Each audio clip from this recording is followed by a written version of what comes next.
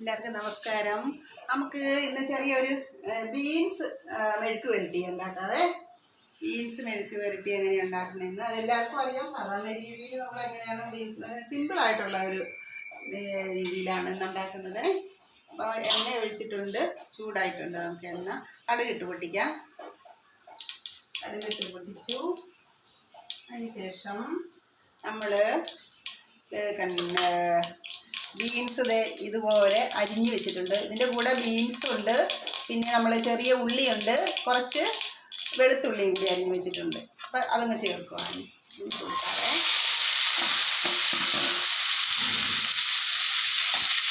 അതിന് ശേഷം കൊടുത്തിട്ട് നമ്മൾ ശക്കല മുളക് പൊടി ഇടുവാണ്. ശക്കല മുളക് പൊടി ഇട്ട് കൊടുക്കുവാണ്.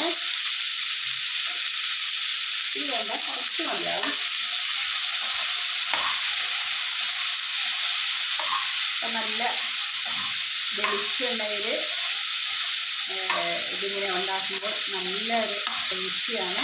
കുറച്ച് വെളുത്തുള്ളി 2-3 അല്ലിയും കൂടി അരിഞ്ഞ് ചേർക്കുമ്പോൾ, പിന്നെ ചെറിയ ഉള്ളിക്ക് അല്ലെങ്കിൽ ഒരു ടേസ്റ്റ് ഉണ്ടല്ലോ, നല്ല ടേസ്റ്റ് ഉണ്ട്. പിന്നെ ഇതിനകത്ത് ഒരു കുറഞ്ഞു പോയി കറിവേപ്പില, അത് കിട്ടിയില്ല. വീട്ടിൽ ഇവിടെ ഉള്ള കറിവേപ്പിലയിൽ ഞങ്ങൾ എന്നും പറിച്ച് അതിന് ഉണ്ടായി വരണം.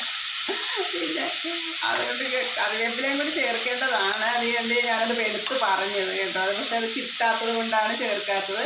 അപ്പം ഇനി ഇതൊന്ന് വെന്ത് വന്നു കഴിയുമ്പോൾ നമുക്ക് ബീൻസ് മെഴുക്ക് വരട്ടി കൂട്ടി ചോറുണ്ണാം. ഓക്കേ.